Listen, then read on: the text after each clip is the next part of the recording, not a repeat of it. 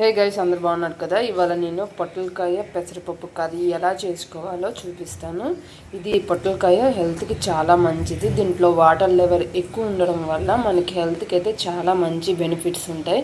ఈ పైన తొక్క అనేది మనం తీసేసి ఇలా అయితే మనం చేసేసుకోవాలి. ఇలా చేసేసుకొని చిన్న చిన్నగా కట్ చేసేసుకోవాలి. ఇలా నేను చిన్న చిన్న సైజెస్లో కట్ చేసేసాను. కట్ చేసి బాగా వాష్ చేసుకొని పక్కన పెట్టేసాను. స్టవ్ ఆన్ చేసుకొని ఒక కడాయి పెట్టేసుకొని 3 to 4 స్పూన్ ఆయిల్ యాడ్ చేసుకోవాలి. ఆవాలు 1 స్పూన్, జీలకర్ర 1 స్పూన్, మినపప్పు 1 స్పూన్ వేసుకొని బాగా వేగించుకోవాలి. తాలింపు బాగా వేగిన తర్వాత ఎండుమిర్చి 5 తీసుకున్నాను, నేను చిన్న చిన్నగా కట్ చేసేసుకున్నా. ఇది ఇప్పుడు బాగా ఫ్రై అయ్యాక పెసరపప్పు 1 టీ గ్లాస్ తీసుకొని వేసేసుకున్నాను. ఇది బాగా ఫ్రై చేసుకోవాలి. ఇలా నార్మల్గా లైట్గా ఫ్రై చేసుకున్న తర్వాత కరివేపాకు యాడ్ చేసుకోవాలి. కొంచెం బాగా కలిపేసుకోవాలి. వాష్ చేసుకున్న పొట్లకాయలు వేసేసుకోవాలి. ఈ పొట్లకాయలు చాలా మంచిది హెల్త్కి. డెఫినెట్గా ఇంట్లో ట్రై చేయండి. పెసరపప్పు కూడా చాలా మంచిది కాబట్టి ఆయిల్ కూడా చాలా తక్కువ వేసుకొని మనం ఇది ఫ్రై చేసుకున్నాం. సో అందరూ డెఫినెట్గా ట్రై చేయండి. ఇప్పుడు పొట్లకాయలు వేసిన తర్వాత కొంచెం బాగా కలిపేసుకోవాలి.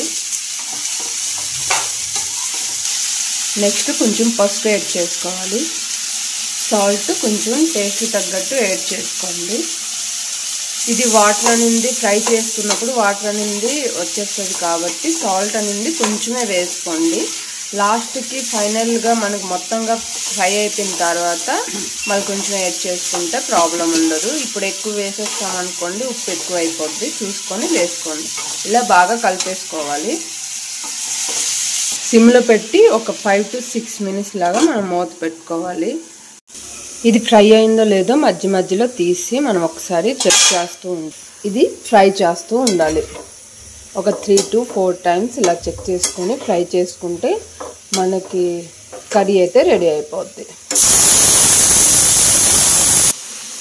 ఇప్పుడైతే బౌన్ చేసేస్తున్నాను. ఇది ఒక 10 మినిట్స్ లాగా మనకి ఫ్రై అవ్వడానికి అయితే 10 మినిట్స్ పడుతుంది. హాఫ్ ఫ్రై అయింది కదా, 2 స్పూన్ షుగర్ యాడ్ చేసుకొని మిక్స్ చేసేసుకోవాలి. ఇది హాఫ్ కుక్ అయిన తర్వాత మనం షుగర్ యాడ్ చేసుకొని బాగా మిక్స్ చేసుకొని మళ్ళీ కొంచెం కుక్ అయిన వరకు అయితే వెయిట్ చేయాలి. ఇప్పుడు మూత పెట్టి ఇంకొక 5 మినిట్స్ లాగా కుక్ చేసేసుకోవాలి. ఇప్పుడైతే నేను ఓపెన్ చేసి చూపిస్తున్నాను.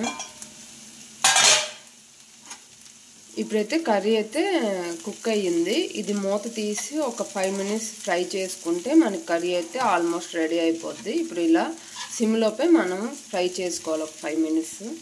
బాగా ఫ్రై అయిపోయింది కదా, స్టవ్ ఆఫ్ చేసేసుకొని ఈ కర్రీ అయితే రైస్ ఇంకా రోటీతోని సర్వ్ చేసుకుంటే చాలా టేస్ట్గా ఉంటుంది. డెఫినెట్గా ట్రై చేయండి.